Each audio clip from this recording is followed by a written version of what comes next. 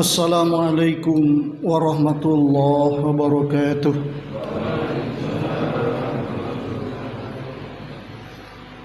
Innal hamdalillah nahmaduhu wa nasta'inuhu wa nastaghfiruh wa na'udzu billahi min shururi anfusina wa min sayyiati a'malina.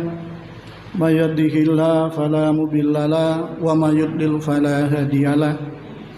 Asyhadu an la ilaha illallah wahdahu la syarika lah wa asyhadu anna Muhammadan abduhu wa rasuluh. Allahumma salli wa sallim ala habibina safina nabiyina sayyidina Muhammadin wa ala alihi wa sahbihi wa man tabi'ahu bi ihsani ila yaumiddin, amma ba'du. Qala Allah Ta'ala fil Qur'anil Karim, a'udzu billahi minasy syaithanir rajim. Fabima rahmatin minallahi linta lahum walau kunta fadhan ghalidal qalbi lan faddu min hawlik fa'fu anhum wastaghfir lahum wasyawirhum fil amri fa idza azamta fatawakkal 'ala Allah innallaha yuhibbul mutawakkilin. Wa qala Rasulullah sallallahu alaihi wasallam, man shoma ramadhana thumma atba'ahu sittan min syawalin kana kasiyami dahr. Ya ayyuhalladzina amanu taqullaha haqqa tuqatih wa la tamutunna illa wa antum muslimun. Ya ayyuhan nasu taqu rabbakumul ladzi khalaqakum min nafsin wahidah wa khalaqa minha zawjaha wa bassa minhuma rijalan katsiran wa nisaa wattaqullaha alladzi tasaaluna bihi wal arham innallaha kana 'alaikum raqiba. Ya ayyuhalladzina amanu taqullaha wa qulu qawlan sadidah yuslih lakum a'malakum wa yaghfir lakum dhunubakum wa may yuti'illaha wa rasulahu faqad faza fawzan 'azima. Jamaah salat subuh, bapak-bapak, ibu-ibu, dan saudara-saudara sekalian serta adik-adik yang berbahagia, mudah-mudahan dimuliakan oleh Allah Subhanahu wa Ta'ala. Sedikit perlu adik-adik ketahui bahwa di zaman Nabi Sallallahu Alaihi Wasallam, generasi para sahabat, tabi'in, tabi'ut tabi'in, kalau bulan puasa seperti saat ini, artinya bulan puasa sudah mau habis. Nah, kita kan puasa tinggal besok. Nah, dari Jumat itu sudah secara hisab kan sudah sholat. Itu sahabat menangis semuanya. Kenapa? Karena mau ditinggalkan bulan puasa, bulan yang penuh dengan berkah, segala amalan sudah dilipat gandakan. Sampai misalnya adik-adik mengaji, sekali ngaji gini 83 tahun duduk mengaji nuntut ilmu, begitu saja kuat apa tidak? Tidak kuat, menangis karena itulah bulan Ramadan. Nah, kalau sudah mau datang bahkan 6 bulan sudah dipersiapkan. Nah, saya teringat kemarin subuh itu ngisi di Masjid Ar-Rahman, jadi makmum. Ternyata imamnya nangis. Saya teringat, seperti zaman sahabat dulu, menangis. Ya gitu, takut ditinggalkan Ramadan. Sampean jangan kebalikannya ya. Ramadan mau habis, hore, mari ini boleh makan. Jangan begitu. Itu nandakan imannya kurangan itu. Jadi paling tidak ya diam saja. Tapi usahakan Ramadan itu sampean cintai. Sampean cintai gitu. Memang kayaknya kebanyakan di kita itu serba kebalik. Itu kan kebalik. Zaman sahabat menangis mau ditinggalkan Ramadan, zaman kita justru malah senang, gembira mau ditinggalkan Ramadan. Zaman sahabat dulu tidak ada orang yang meminta maaf, itu enggak ada. Jarang sekali itu seandainya ada. Kenapa? Karena para sahabat mengamalkan Al-Qur'an. Salah satu ayat yang saya baca tadi, itulah yang menyebabkan generasi sahabat tabi'in dan tabi'in itu jarang meminta maaf. Nah, Indonesia kebalikannya. Jadi tidak menjadi pemaaf, bahkan kalau disakiti oleh saudaranya tunggu saudaranya itu datang kepadanya baru dimaafkan. Jadi yang sebaiknya gimana? Yang sebaiknya itu menurut Al-Quran ini bukan berarti tidak boleh untuk meminta maaf, boleh. Kita kemarin kan saya sampaikan ketika diberi judul orang yang bangkrut itu kalau punya kezaliman itu kan falyatahallalhu minhul yaumah, hendaklah minta halalnya dari orang yang disakiti itu al-yauma sesegera mungkin. Kenapa? Islam memerintahkan itu, tetapi saya baca ya. Saya baca di Sahih Bukhari Muslim itu yang ada 7.000 sekian ratus sekian gitu. Itu tidak saya ketemukan perintah untuk meminta maaf kecuali hanya satu hadis. Tidak tahu apa saya masih kurang baca yang lainnya gitu. Kecuali hadis yang diriwayatkan oleh Imam Bukhari kemarin itu. Bila memiliki kedoliman segera meminta maaf, hanya itu. Nah, sementara di Al-Quran itu perintah untuk menjadi pemaaf itu lebih dari 3. Itu apa artinya? Artinya Allah itu memerintahkan lewat Rasulnya supaya kita itu kalau pernah berbuat zalim segera meminta maaf. Tapi Allah jauh lebih menekankan kepada Al-Habib Muhammad SAW termasuk kita sebagai umatnya supaya kita itu menjadi orang yang pemaaf.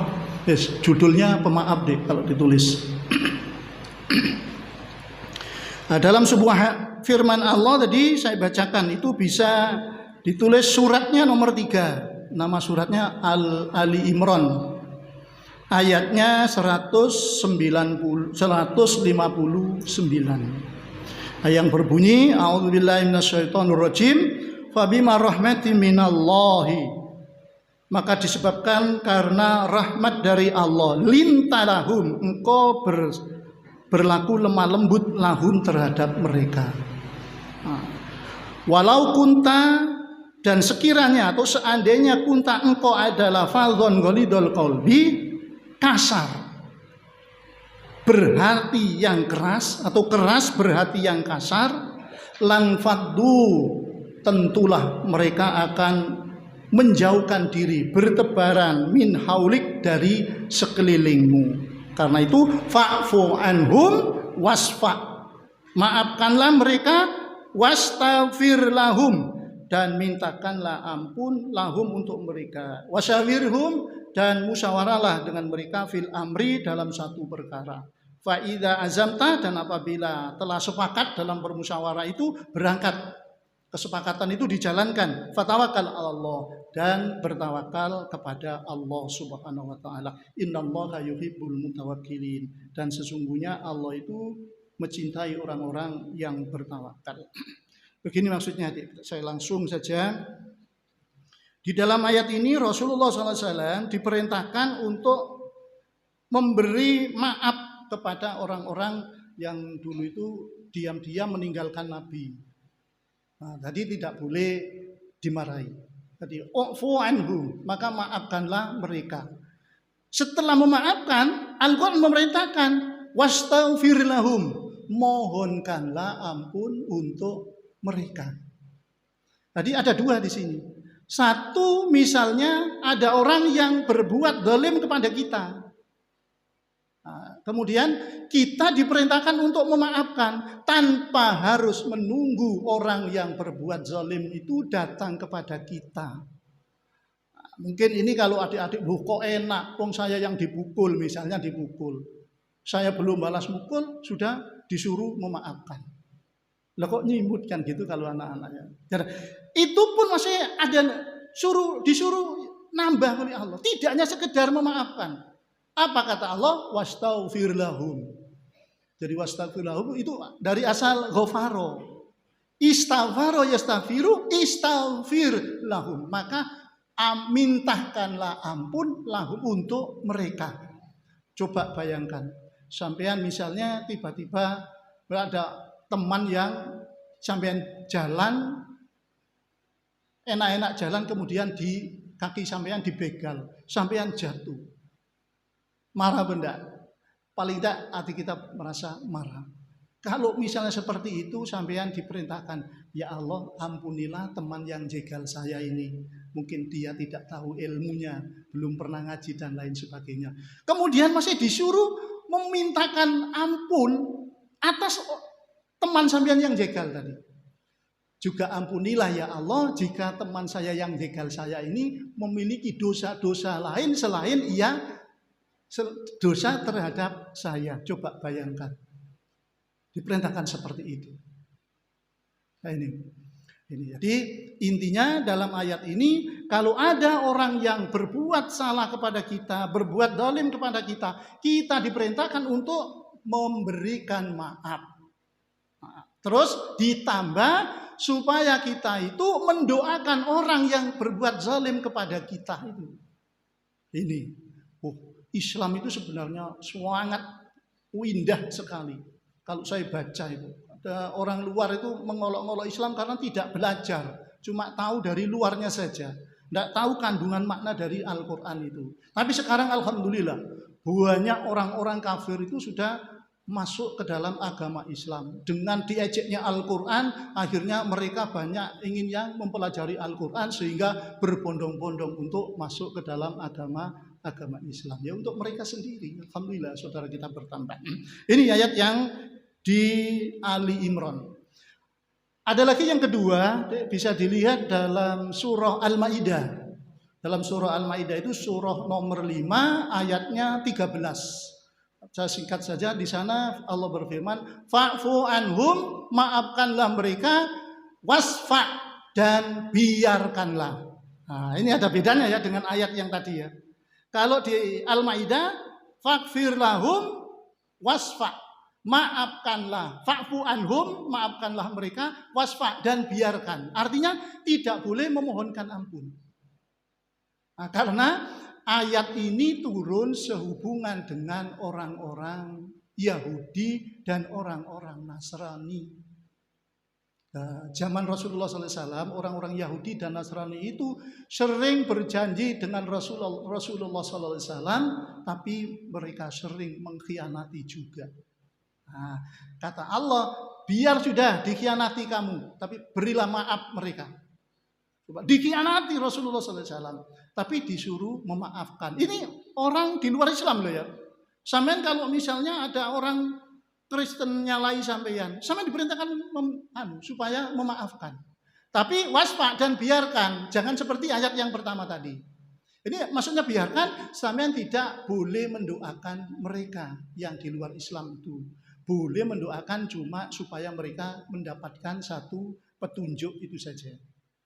Nah, kalau dimohonkan ampun jangan. Jadi perintahnya seperti itu dalam hadis-hadis yang lain itu. Nah, ini. Kemudian ada di dalam surah nomor 7 itu, Al-A'raf itu, hudil afwa, ambillah pemaaf. Artinya jadilah engkau pemaaf. Wa'mur bil urfi, perintahkan dengan yang ma'ruf-ma'ruf, wa'rid anil jahilin, dan berpalinglah dari orang-orang yang jahilin, yang bersifat bodoh. Nah, ini saya bawakan 3 aja. Artinya Allah memerintahkan kita untuk menjadi orang yang pemaaf itu, jadi perintahnya lebih dari 1, 3, bahkan ada 4, wal afina anin nas itu ada. Sementara kalau meminta maaf itu saya temui cuma 1, itu pun bentuk perintahnya pakai lam perintah, liyatahal lalu itu. Nah, ada satu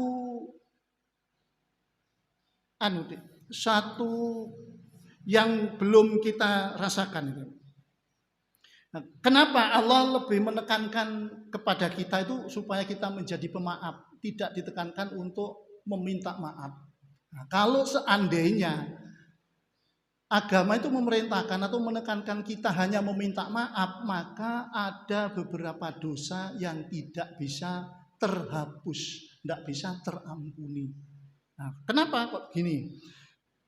Kalau ditekankan hanya kepada meminta maaf lah ya. Nah, 1, dosa yang tidak bisa terhapus karena orang yang berbuat zalim, berbuat dosa itu tidak mau minta maaf. Nah, karena tidak mau minta maaf, orang yang disakiti tidak berjiwa pemaaf atau tidak memaafkan, maka ini adalah membawa dosanya dibawa mati. Nah, karena apa? Tidak mau meminta maaf, padahal berbuat salah. Karena tidak mau, yang sana tidak memaafkan, semuanya mati, akhirnya nanti dituntut di hadapan Allah. Itu yang pertama. Yang kedua ada orang yang tidak sadar kalau pernah berbuat zalim, pernah menyakiti saudaranya. Nah, sementara orang lain menyadari kalau ia pernah disakiti atau pernah dizalimi. Nah, kata orang yang pertama yang tidak sadar pernah menyakiti orang lain itu, loh untuk apa saya minta maaf? Wong saya tidak berbuat salah, tidak berbuat dosa. Loh, sementara orang lain, loh itu kok tidak minta maaf sama saya, padahal sudah menyakiti hati saya.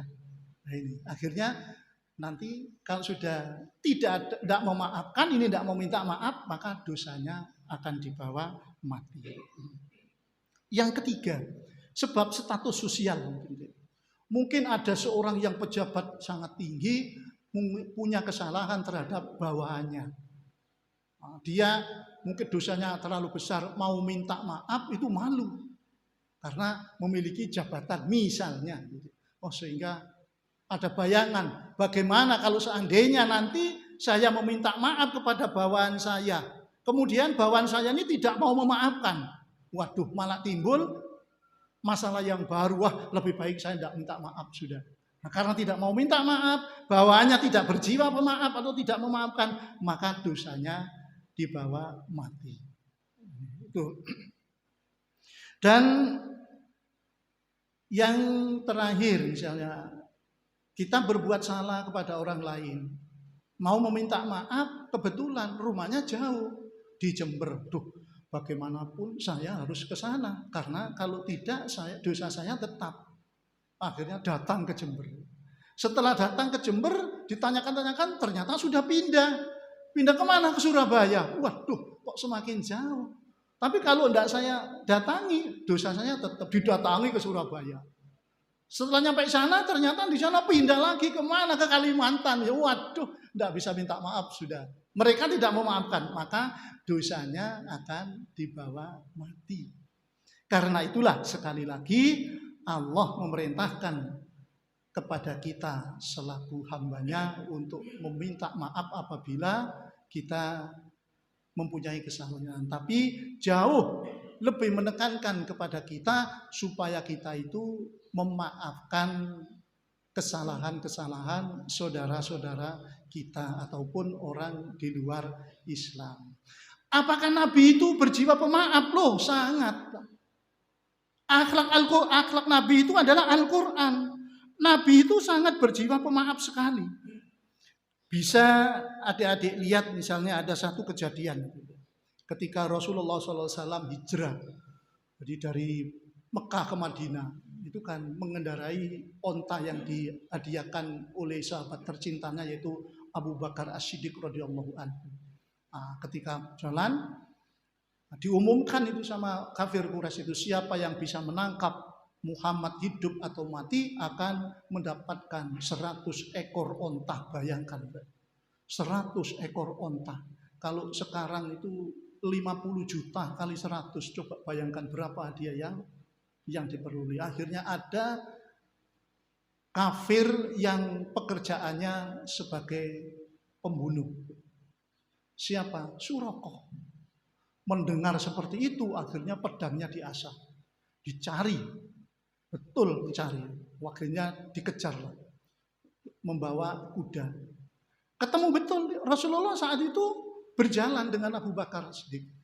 Dikejar oleh Suraqah itu dengan kudanya yang begitu kencang larinya itu. Sampai begitu dekat Abu Bakar sangat khawatir, menangis Abu Bakar. Ya Rasulullah, musuh ada di belakang kita sudah dekat. Nah, tapi menangisnya bukan karena Abu Bakar takut mati, enggak. Khawatir Rasulullah yang meninggal dunia, maka dunia ini tidak ada yang memberikan satu petunjuk lewat beliau, enggak ada. Sehingga itu. Tapi Allah tidak membiarkan begitu saja utusannya akan dibunuh. Dikejar dekat, ketika dekat Sudah mau ditebas leher Rasulullah, tiba-tiba kedua kaki kuda Suraka itu langsung masuk ke dalam pasir sehingga kudanya itu sampai jelungup istilahnya. Akhirnya langsung Rasulullah terus saja dengan Abu Bakar. Tidak puas, akhirnya kudanya dibangunkan lalu dinaiki lagi, dikejar lagi.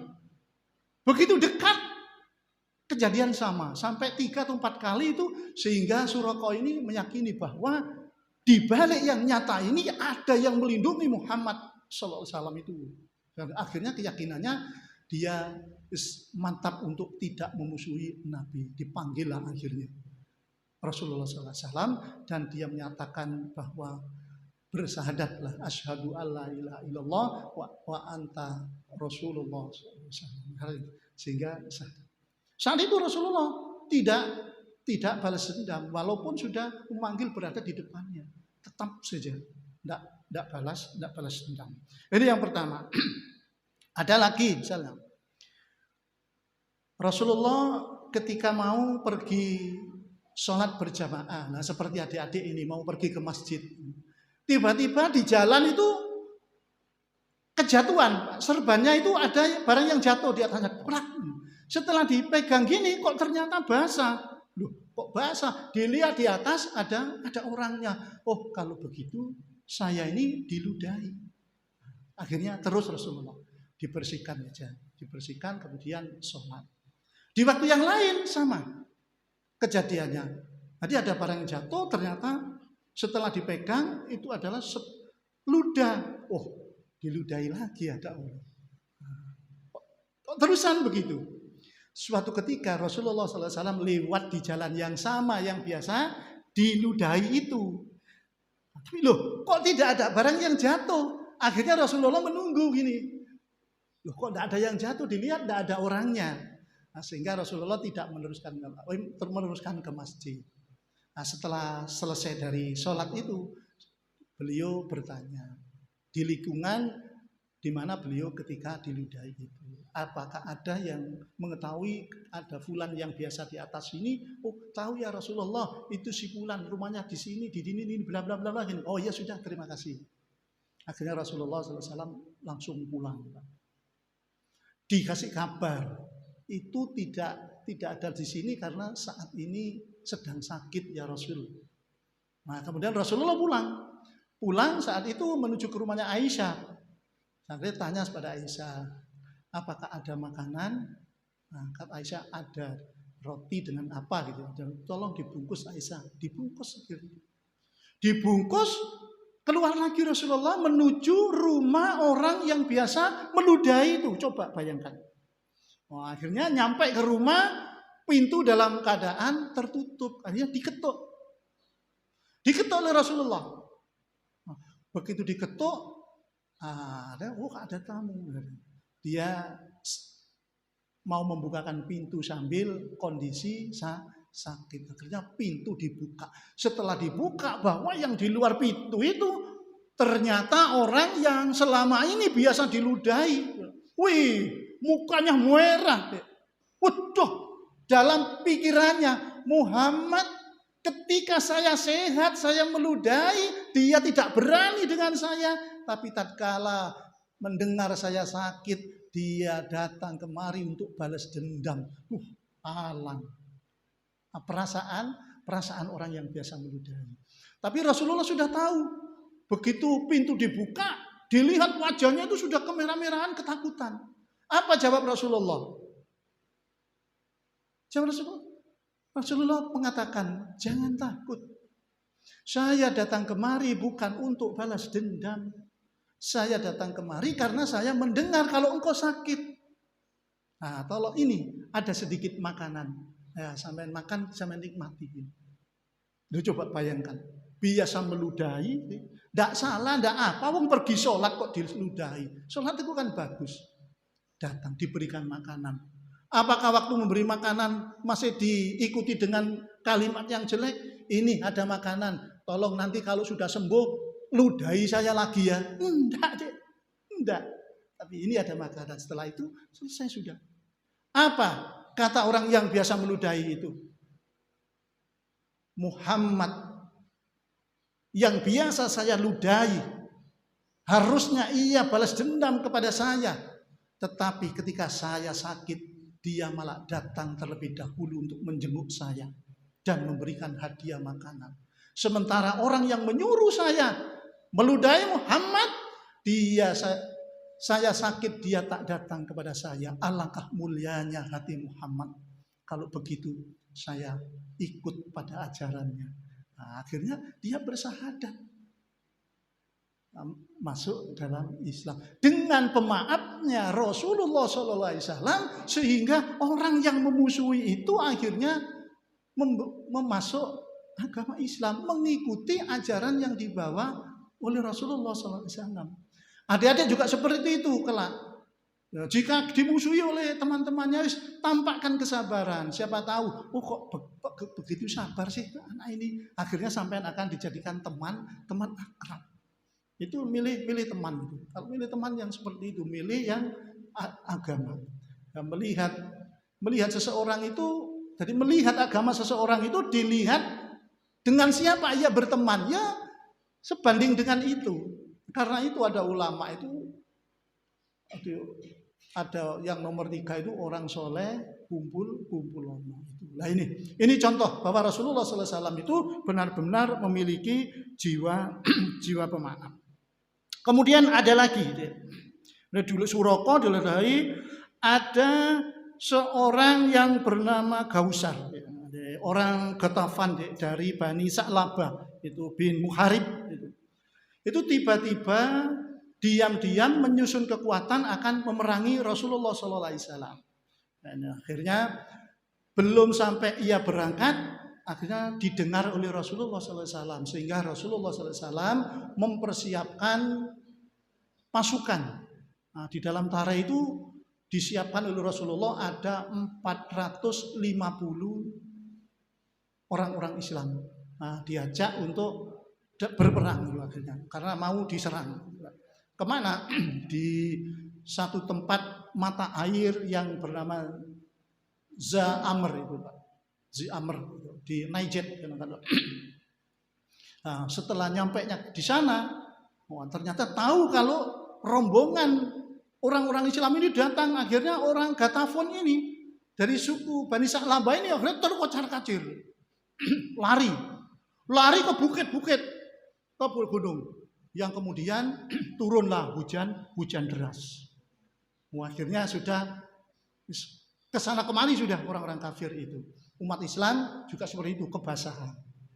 Nah, akhirnya kemenangan tanpa harus berperang, karena bajunya sudah basah, sehingga para sahabat itu menjemur baju. Rasulullah saat itu dalam keadaan bersendirian, melepas bajunya, kemudian dijemur sambil menunggu baju kering itu, sehingga Rasulullah ada yang dalam hadis itu dikatakan Rasulullah duduk-duduk. Dalam tara yang lain Rasulullah sambil ngeleset gini, sendaplang lah, sambil nunggu keringnya baju. Tidak tahu kalau Rasulullah itu diintip oleh orang-orang yang tadi kocar-kacir itu di atas bukit. Loh, itu Muhammad sekarang dalam sendirian itu. Sahabat-sahabatnya agak jauh. Ya, sekarang siapa yang turun untuk menebas lehernya? Akhirnya beberapa orang kafir itu berembuk, sehingga rembukan itu disepakati orang yang ahli perang. Gausar namanya. Lebih dikenal, anak-anak mungkin kenal dengan sebutan Daksur dia. Daksur itu, binti Al-Haris itu. Nah, itu akhirnya disepakati, ada Daksur saja atau Gausar saja yang turun. Iya sudah. Akhirnya turun dari bukit atas itu, turun mendekati ke Rasulullah SAW dalam keadaan pedang terhunus, dikeluarkan dari rangkanya pelan-pelan, supaya tidak terdengar oleh Nabi. Nah, ketika sudah dekat, maka pedang Nabi itu langsung ditaruh di lehernya seperti ini, serat. Sambil sesumbar, ya Muhammad, kalau sudah pedang Daksur ada di lehermu seperti ini, siapa yang akan mampu menolongmu? Perkiraan akan mati sudah. Apa jawab Rasulullah? Rasulullah dengan tenang, sambil noleh dilihat, Allah yang menolong saya. Setelah mendengar Allah yang menolong saya itu langsung roboh. Pedangnya terjatuh, akhirnya diambil oleh Rasulullah. Kemudian ditempelkan gini. Kalau sudah pedang ada di leher seperti ini, siapa yang bisa menolongmu? Tidak ada. Tapi Rasulullah tidak tebas, ditarik kembali. Ini, ambil pedangmu. Diberikan.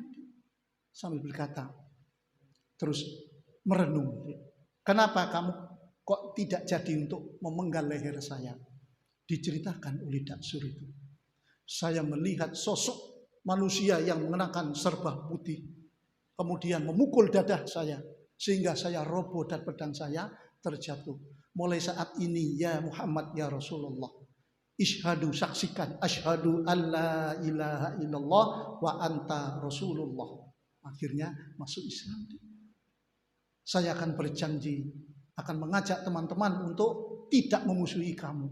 Akhirnya sementara temannya mengintip, celaka, gak usah roboh. Akhirnya kok pedangnya diberikan langsung disuruh kembali. Akhirnya kembali, naik lagi ke atas. Ditanya, kenapa kok enggak kamu bunuh?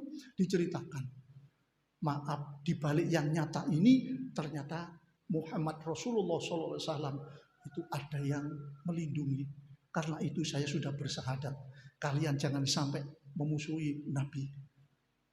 Lebih-lebih ini sudah pelajaran yang saya petik. Akhirnya dengan pemaafnya Rasulullah SAW, satu sudah masuk Islam, akhirnya di antara teman-temannya ini banyak yang mengikuti Islam. Nah, karena itulah mari saya tekankan masuk kepada diri saya sendiri dan termasuk kepada saat ini yang hadir, terutama kepada adik-adik ini, marilah kita tadi memaafkan dosa saudara-saudara kita yang sehubungan dengan kita. Kemudian mungkin sampean tanya, Pak Ustadz, kalau kita memaafkan tanpa didahului dengan permintaan maaf, apakah tidak menggambarkan sikap yang lemah dan kalah? Tidak. Kalau berbicara tentang moral, justru jiwa pemaaf itu adalah nilainya sangat tinggi sekali. Dan balasannya juga sangat tinggi sekali. Ada sebuah hadis sebagai penutup. Hadis ini dari Anas bin Malik radhiyallahu anhu. Suatu saat Rasulullah SAW duduk bersama sahabat-sahabatnya. Dilihat oleh Anas bin Malik radhiyallahu anhu, beliau Rasulullah SAW akhirnya tertawa yang tidak seperti biasanya. Sampai-sampai tertawanya itu kelihatan gigi taringnya. Melihat satu tak lazim seperti ini, akhirnya Umar ibnul Khattab itu bertanya, ya Rasulullah, apa yang menyebabkan engkau tertawa begitu lebar sampai terlihat gigi taring engkau? Apa jawab Rasulullah SAW? Ada dua laki-laki di antara umatku yang bersujud di hadapan Allah. Jadi ditampakkan oleh Allah. Yang satu berkata kepada Allah, ya Allah, ambillah pahala dari saudara saya ini sebagai ganti dari kezaliman yang telah diperbuat ketika hidup di dunia dulu. Kemudian apa kata Allah? Orang yang dituntut itu sudah tidak ada kebaikannya sama sekali. Kebaikan apa yang akan kau ambil dari saudaramu ini? Sementara kebaikannya sudah habis, dibuat bayarkan yang lain. Kemudian orang yang menuntut itu, kalau begitu ya Allah, ambillah dosa-dosa saya, berikan kepadanya sebagai pengganti atas kezalimannya. Kemudian Rasulullah SAW menangis. Menangis saat itu diceritakan dalam sebuah hadis itu matanya mengeluarkan air mata. Sehingga langsung sabdanya, hari itu adalah hari yang sangat agung, di mana semua manusia ingin melimpahkan dosa-dosanya kepada orang lain. Jangankan kepada orang lain, seorang anak ingin melimpahkan dosa-dosanya kepada kedua orang tuanya. Sebaliknya juga seperti itu. Orang tua ingin melimpahkan dosa-dosanya kepada anaknya. Pokoknya semuanya ingin melimpahkan dosa-dosanya kepada orang lain supaya menghadap Allah dengan tidak membawa dosa. Akhirnya melihat seperti ini, akhirnya Allah Subhanahu wa taala berfirman, wahai hambaku, tolong lihatlah ke atas. Akhirnya melihat ke atas. Setelah melihat ke atas, akhirnya orang yang menuntut tadi itu tanpa disadari langsung mengangkat kedua tangannya begini. Sambil berkata, "Ya Allah, itu adalah sebuah kota. Mahligai emas yang bertatakan mutiara. Milik Nabi siapa itu ya Allah? Milik syuhada manakah itu ya Rabb? Milik ahli kebenaran apakah itu ya Rabb?" Ditimpali oleh Rasulullah SAW. Itu milik orang yang diberinya satu penghargaan. Akhirnya orang ini menuntut. Siapa orangnya yang diberi satu penghargaan itu? Menuntut. Saya ingin tahu. Akhirnya Allah berkata, orang yang diberinya satu penghargaan itu adalah engkau. Wah, gumun. Loh. Akhirnya orang ini setengah percaya, setengah tidak. Masa sebuah kota yang seperti itu bertahtakan mutiara akan diberikan kepada saya? Akhirnya tanya, "Ya Rob, dengan amalan apa saya akan memperoleh seindah itu?" "Dengan pemaafmu terhadap saudaramu ini." Akhirnya saat itu, "Ya Rob, saya maafkan sudah saudara saya ini." Kenapa? Karena begitu indahnya balasan orang yang memaafkan kesalahan saudaranya ini. Nah, karena itulah mari kita tutup dengan perasaan, mari kita berusaha bersama-sama untuk memaafkan saudara-saudara kita yang telah berbuat zalim kepada kita. Kita maafkan guru-guru kita maafkan orang-orang yang di sekitar kita, supaya satu, mereka bebas dari dosa yang terikat dengan kita, dan kita akan memperoleh satu balasan yang sangat besar di sisi Allah Subhanahu wa taala. Marilah kita tutup dengan doa kafaratul majelis bersama-sama. Subhanakallahumma wa bihamdik asyhadu an la ilaha illa anta astaghfiruka wa atubu ilaik. Wassalamualaikum warahmatullahi wabarakatuh.